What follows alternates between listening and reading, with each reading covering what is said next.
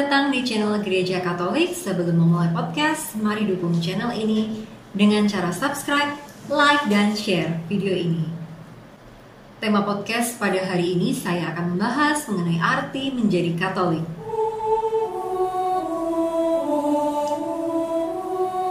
Menjadi Katolik artinya menerima dengan iman, wahyu Tuhan dan undangannya kepada persatuan dengannya. Sebagai murid Kristus, kita tidak hanya mengikuti sebuah buku, tetapi seorang pribadi, yaitu Yesus Kristus. Itulah sebabnya kita disebut sebagai Christian atau Kristiani atau Kristen. Pribadi yang kita ikuti dan kita jadikan pusat dalam hidup kita ini adalah pribadi yang mengasihi kita, yang menyatakan kasihnya itu dan mewahyukan dirinya secara penuh kepada kita. Karena kasihnya yang sempurna inilah Kristus ingin terus tinggal di tengah kita dan bersekutu atau bersatu dengan kita. Sebab kasih selalu menginginkan kebersamaan. Kristus menghendaki kebersamaan atau persekutuan antara kita dengan Dia atas dasar kasih dan kebenaran, sebab Ia Allah yang adalah sang kasih dan kebenaran. Maka menjadi Katolik pertama-tama adalah menanggapi dengan iman pewahyuan Allah dan undangannya kepada persatuan atau komuni dengannya.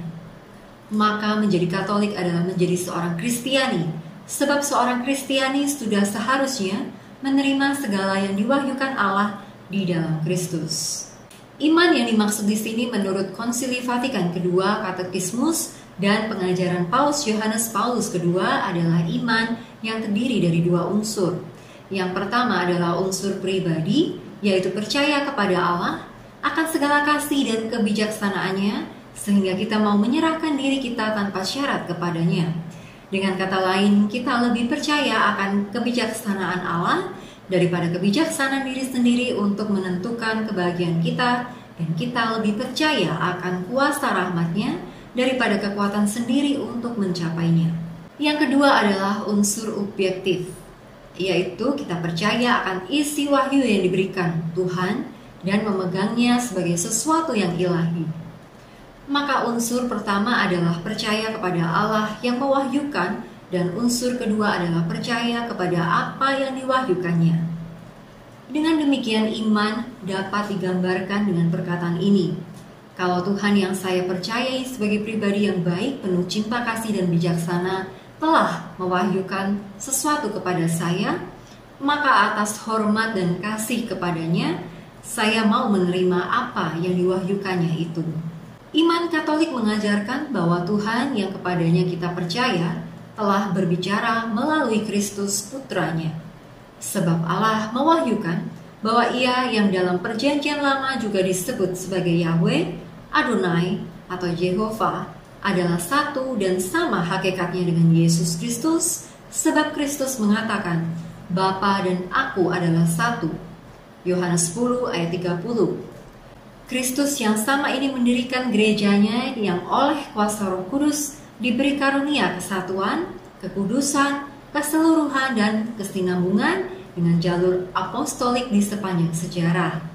Dengan mendirikan gerejanya dan memberikan kuasa kepada gereja untuk membaptis dan mengajarkan semua perintahnya, Kristus menjadikan gereja sebagai sarana yang perlu untuk keselamatan.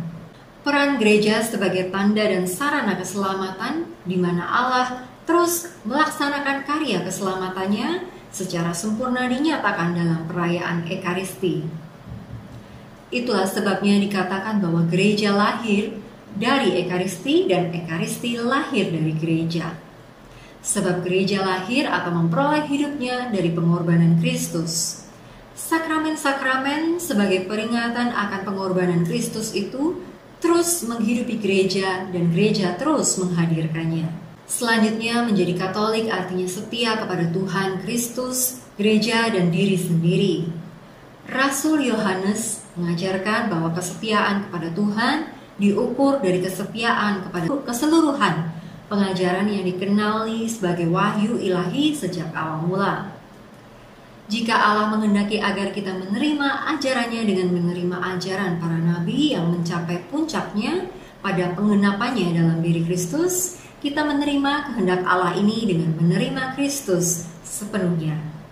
Dengan ketaatan yang menerima keseluruhan Kristus dan ajarannya ini, maka seorang Katolik memberikan kata ya tanpa syarat dalam iman kepada Allah.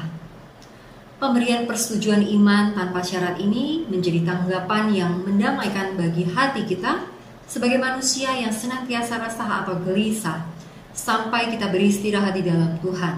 Sebab dengan menyerahkan pemahaman kita kepada Kristus melalui gerejanya, kita tidak lagi perlu gelisah menginterpretasikan banyak hal menurut pemahaman sendiri yang dapat berbeda-beda antara satu orang dengan yang lain, bahkan bertentangan terhadap suatu topik pengajaran yang sama.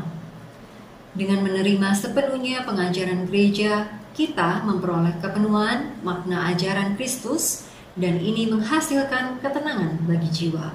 Demikian pembahasan mengenai arti menjadi Katolik. Apabila ada pertanyaan, dapat ditanyakan di kolom komentar. Jangan lupa untuk terus dukung channel ini dengan cara like, subscribe, dan share video ini. Terima kasih.